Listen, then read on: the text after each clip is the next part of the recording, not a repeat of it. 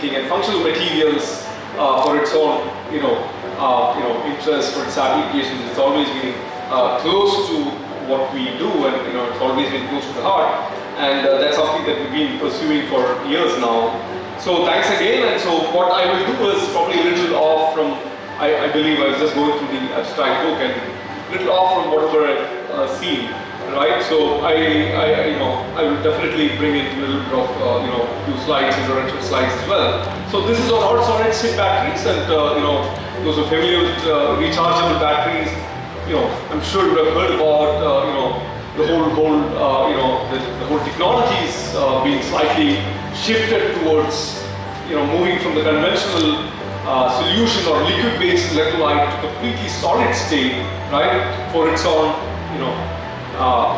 for its own reasons. That's something that I just wanted to tell you today. And it's not that easy, though. We are really tremendously, under sort of pressure to move on. But then a lot of challenges that come on the way, right? And a few thoughts on this, especially trying to, engineer the interface. Interface is always a problem, any form of applications or devices that you take, right? It's not just energy people are worried about interface. I think everybody is sort of worried about interfaces, and that's something that I thought, right, I would look at today. So just to give you, I think it's a wide audience, just to give you, heads up on what we do in my group. And again, the word you can really look out. We are in functional materials of different kinds. 2D layered nanomaterials have been the focus for the recent few years now. Our main strength or focus is on energy storage, where we work on lithium, sodium batteries, and different types of energy storage devices. We do have some interest on hydrogen, wherein we try to come up with some techniques to generate green hydrogen. I think that's something again of a lot of interest these days, and something on, I'm not going to talk about catalysis, but this is an area that we've been working for the last more than 10 years now, extensively trying to engineer these two-dimensional layered materials for its own applications, right? A lot of these people have contributed, many of my students have been working in this area, and this is something that we have really got into, or rather significantly contributed to this field, which I thought of highlighting this year. And we have been working on for some time.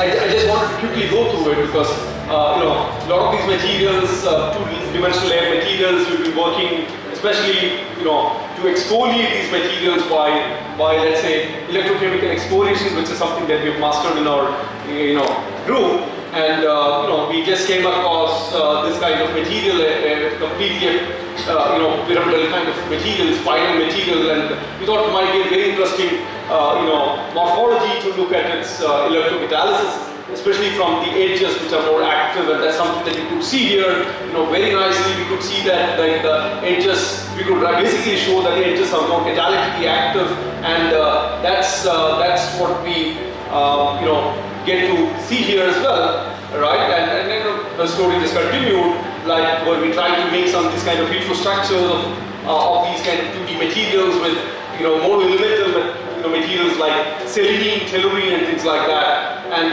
trying to do a single single domain catalysis, and trying to understand what is the active site, what are the active sites in electrocatalysis and things like that, right?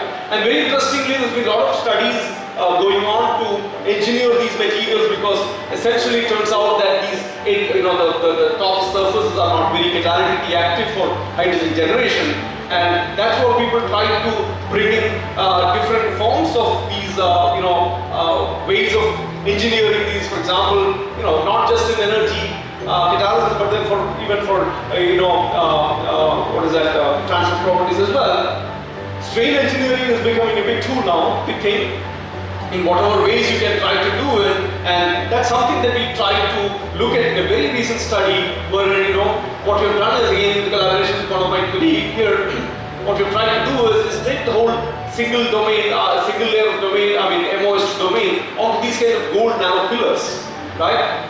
And when you do that, a single monolayer of MOS is taken over to lithographically patched on gold nano rods like this, right? You're actually introducing some strain into it. right? And when it is basically strained, what's happening is its density of states is being modified, its band gap is modified, the coordination is going to be completely different, and that has resulted in much improved electrocatalytic property towards its hydrogen generation. You can see that this is a device that you make to really show these things start happening. And a lot of other things are going on in this area, but this is not my focus today. And of course, batteries is something, again, I've been working on this area for quite some time now, in different types of batteries, trying to understand its mechanism through NMR and things like that, and modifying these interfaces and things like that towards solid-state batteries. And that brings me to what I wanted to talk to you today, essentially on solid-state batteries, right? And where I would try to pick a couple of examples from our own work where we try to show some results on modifying this interface for solid-state lithium and sodium batteries. And something on, when I say solid-state batteries, it's also important that we move towards alkali metals, which I'm going to talk about. And there's some very nice things happening here on that as well, right? So very quickly, I think this is the audience. I would rather spend some time. Of course, I should thank these collaborators. Of course, these are my students, Rajesh, Gilesh, Ashwati, and Shruti. Shruti is a postdoc who just left the group, and others are working towards this. And thanks for various funding opportunities as well, right? So, just moving on to the batteries, I think it's so important that batteries have been existing for decades now, but the mission towards building, or rather, building better batteries is still on, right? For its own reasons, which I'm going to talk to you today, right? So, whatever way you want to, build these batteries, that is going to be really important. And just a couple of words about the batteries, because these are essentially energy storage devices, electrochemical storage devices, where you can see that the cations, be it lithium or sodium ions, shuttle between these two, anode and the cathode, right? And that gives rise to the mechanism of the storage here. But having said that, it's not so easy here, because you get have a lot of issues here. You get to see a lot of these yellow patches drawn there, because essentially at any point of time, the difference between these two voltages, in fact, or rather the reactions happening at the cathode side as well as the anode side, leads to the cell potential. So increasing the energy density sounds so easy, because all that I need to do is widen this these separations, right? Not very easy, because you have all these problems, because I cannot go beyond the limit, because you're using a liquid electrolyte. Please note that you're using a liquid electrolyte, which decomposes at a higher voltage, and you have electrolyte oxidation. I cannot go beyond that.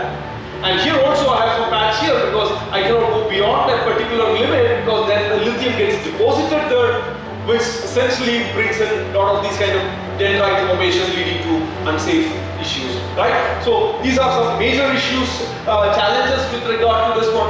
And if you want to compare the present day, lithium and batteries, these are something that we are very much worried about. Safety is a problem, right? Most of you have seen this happening around your electric vehicles, be it scooter or car, getting catching fire, right? Energy limitation, because I tell you, because we are somewhere here, the state of the art of lithium and batteries with respect to energy densities are 260 watt-hour per kilogram. Alright, and we are moving towards completely electric vehicle, right? And for which we have targets of something like 600 watt-hour per kilogram, 600 to 700 watt-hour per kilogram. That's somewhere here, right? So it's a great concern. It's a great concern for everyone, because we're not really, unless you really come up with a revolutionary change, you're not going to make it, right? So that's what we have, and combined with all these safety issues and all, there's all other issues, because you're talking about vehicular application, then the material level is also important.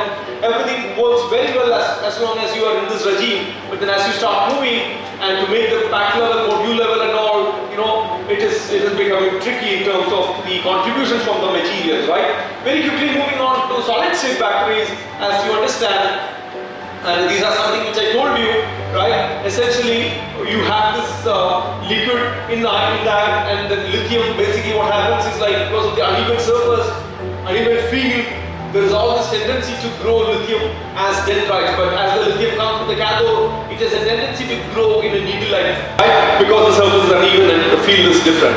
and that penetrates to a separator and then short the entire battery. That's the major issues happening. So the idea is basically you have this lithium, this is a conventional battery where you have the liquid electrolyte, anode and cathode. What if I completely replace the liquid with a solid counterpart, right? Having said that, that takes care of various things. For instance, that takes care of a lot of issues that we talk about it. For example, energy density, because I don't have to depend on the electrolyte, no decomposition, nothing. I can basically increase my voltage window, number one, right? There's no solvent evaporation leading to unsafe issues.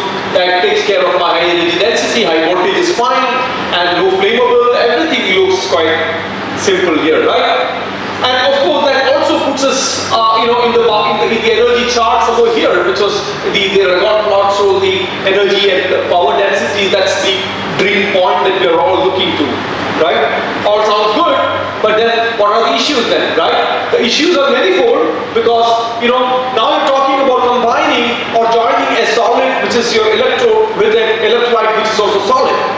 And that puts us in trouble, right? Because now what happens is, like, otherwise it was a liquid, it was like the ions could literally swim, right? But then here you have an interface, which is sort of an issue here, right? So unless you modify the interface, again, modifying interface is not very easy because you have to go for a compatible material instead. Whatever polymer or something that you're trying to put here should be compatible in terms of the ionic transport or ionic conductivity, as well as it has to be compatible with the other guy who's sitting here, which is the lithium. Lithium doesn't like many of the materials, right? It starts reacting vigorously, so you need to worry about that as well. That's exactly what I mean by interface engineering, right? So, and there are other issues which are down here. You have to maintain the ionic conductivity, all sorts of things are there, which I'm not going through with the lack of time. So essentially, there are multiple ways one could address this. It challenges one is to increase the, or rather, work on the ionic conductivity of the solid. For you can look into material development, densify the pellet, which I probably quickly look at it, right? Charge transfer across the interface is a problem. Introduce some interlayer that can take care of the interface, right? Coating strategies. Dendrite is a very important problem. I said that the lithium can actually form dendrite, which penetrates, and a lot of things. A lot of these kind of tests we routinely do in order to understand this. Very quickly going, and I should be the PhD student of mine who is basically trying to look at the densification. For example, here, very nice work from Shaijumon, where you can see that the lithium, this is a lithium, anode, and you have the cathode here, this is solid electrolyte, solid state electrolyte. You can see that even then, lithium finds its own path. The dendrite finds its own path. The white lines that you see are the dendrite, which is penetrating through the solid electrolyte, trying to get in touch with this one, right? Very nice tomography base that you can see that. So one quick thing to look at it, can you actually densify the pellet? Because there are still a lot of these vacant, loosely bound,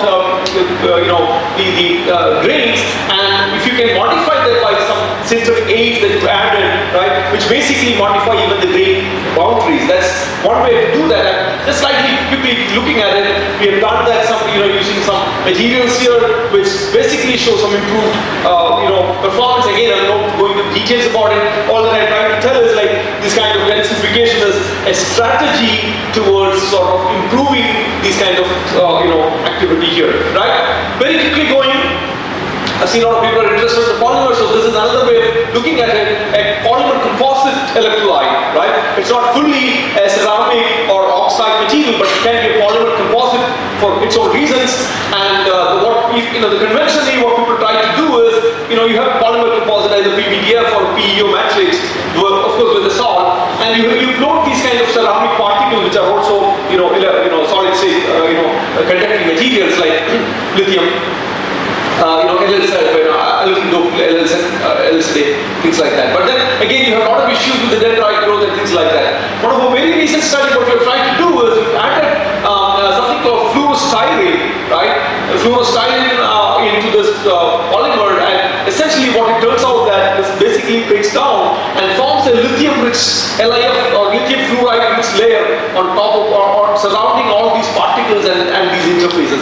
And that seemed to be very interesting because LIF is basically lithophilic, likes lithium, right? So the interface is sort of modified here, and how do we test it? We make a thin membrane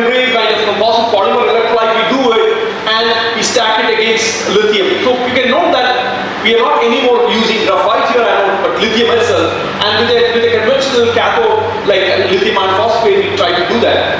And remember, we don't add any electrolyte at all. It's completely solid state, right? And that's one way to do it. Or you could actually make a pellet, a real hard pellet, and try to coat this both sides of the pellet with this polymer. That basically is another way of improving the interlight. And at a little elevated temperature like 55 degrees C, what you can see that this nicely melts and interface is sort of taken care of, right?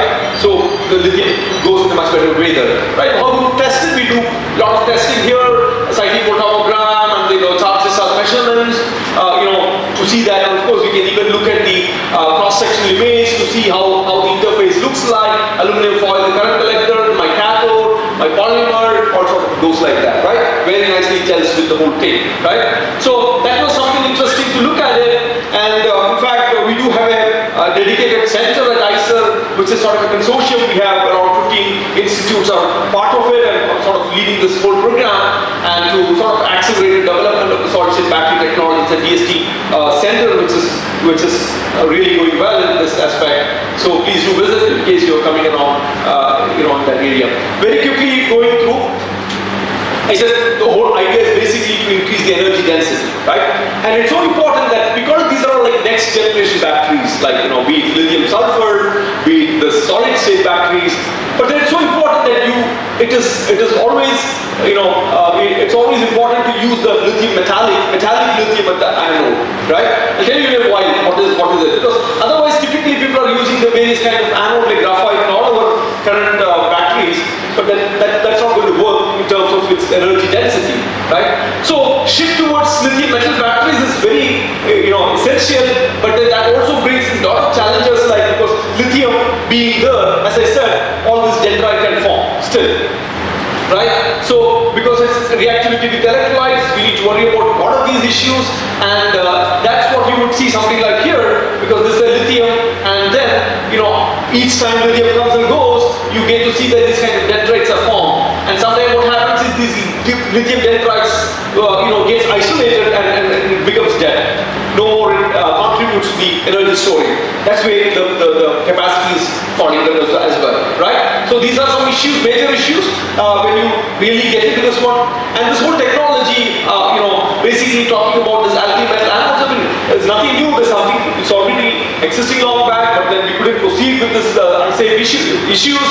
But moving back again, it is now at the stage 1 where we're talking about the fundamental research. Moving even to the stage 2 is challenging, and ultimately the commercial application is really a challenge there, but then this is something people are looking at it. So what I'm going to do today is, so this is a recent review that we worked on to sort of highlight the various strategies on stable alkali metal anodes. And what I will do is today I'll just quickly touch upon some of our very recent efforts, but then again, moving towards, I said this is a cutting edge technology that we're talking about. Another important thing is completely going towards anode plus configuration. What do I mean by anode plus? Anode plus is like, right now you have all the graphite as an anode. So the question is, towards this push or race towards increasing its energy density, people are even trying to think about, why not if I completely remove my anode, which is the graphite completely? Why do I need the graphite? As long as I have my copper current collector, and if that can perform this job, right, taking lithium and giving lithium, working this as a lithium reservoir, that should work, right? And what is the advantage that I'm going to get by removing this anode? Because this is something, you have a typical graphite in all your mobile phone batteries, right? The moment I remove the graphite and put just the lithium metal, that's what I told you in a while, you're basically reducing the weight of the material, weight of the device, right? And also, now I'm trying to say that I don't even need a lithium also there, per se thick lithium. I would just leave the copper.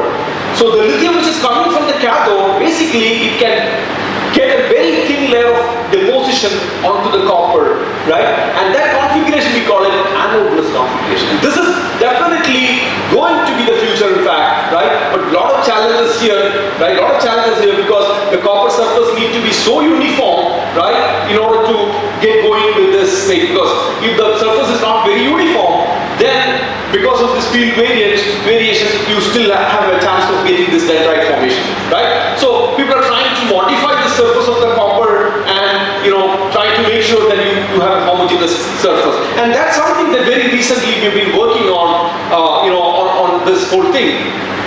Idea is very simple. You have a copper foil, right? Just do a simple chemical vapor transport with the selenium powder there, right? So selenium gets deposited and form a thin layer of copper selenide onto the copper, right? So that's a very simple process, and that leaves us with copper selenide on top with the copper down, right? And what we thought is maybe this is an interesting material, right? It's a very flexible film. I'm not showing the video, but it's very flexible. It adhered very nicely onto the copper. What if I directly use this as an anode material? So what happens is, like, it's a copper selenide onto the copper, and as soon as it reacts with lithium, because the lithium is coming from the cathode side, as soon as it reacts with lithium, there's something called a conversion reaction where it forms a matrix of lithium selenide and copper, and that's what you get to see here. So during this activation process, you get to have a mix of a matrix of lithium selenide and copper. This lithium selenide it likes lithium. It's so lithophilic in nature, right? And that basically tells that, okay, I can use this very nicely because, and of course it basically modifies this, surface. How do I do that? With different timing, with different amounts of lithium I can deposit, thicker lithium deposit, and you can very well see that the bare copper and this modified copper does vary in terms of the morphology of this one. And when I say morphology is varied, it also implies that the deposition is also kind of varied. How do I test it? There are protocols to test it. There's something called a nucleation over potential, because it has to be very less over potential, and then you can see that the modified one, the over potential is so less compared to the pristine one, right? That is the way we basically look at it. Okay, so that's all tested, and then there are other protocols which I'm not going into details about it. There are a lot of other ways to look at the Coulombic efficiency, because what's happening is, like, lithium from the cathode is coming, getting deposited on the copper, forms a very thin layer that acts as a reservoir. But then whenever it's in the discharge process, I need to get this lithium out. So we call it plating and stripping. Plating and stripping. There's an efficiency for that, right? If the lithium which is already stuck onto the copper, if the entire lithium is not completely coming out, then we have a problem because the reservoir is sort of lost there, right? So that's the major issue there. That's something that we tested using different protocols, right? We try to do that again with the lack of time. I'm not going into details about it. If somebody is interested, very happy to discuss that, right? And finally, we make a full cell out of it. When I say full cell, this modified anode is there, and we combine with the conventional cathode like lithium iron phosphate here, I believe, and yes, lithium iron phosphate, and here also the electrochemistry is done where you can really see much improvement in its stability of the capacity as well as the capability to handle high power as well, which is all reflected in this thing, right? 5 more minutes, perfect. Yeah. So that is something that I just wanted to highlight here. So it's all about quantified current collectors. And if you also go one step ahead, right? The speaking is all about functional materials, right? And this material, in fact, we found that it can be bifunctional in nature. What do I mean bifunctional? So far I said this is a very nice material for an anode material, right? So the student was so clever, Rajesh. So what he did is, he found that there's some activation being done here, and why don't I tap this as well, right? So which means, what he did is, look, I can explore the possibility of this same material acting as a potential cathode here. That's quite exciting. So which means, a same material, I could try it for bifunctionality, right? So this material does very well. Of course, the voltage is a bit low, but then on a proof of concept node, it does work very well. And what we try to do is, combine this working. Yeah. What we did is we made the similar things, right? Just combine together, join together, make a device with a similar material. So at one side, it basically takes care of the lithium interface modification, right, as a current collector. At the other side, it does act as a cathode itself. So that's the bifunctionality of this current collector.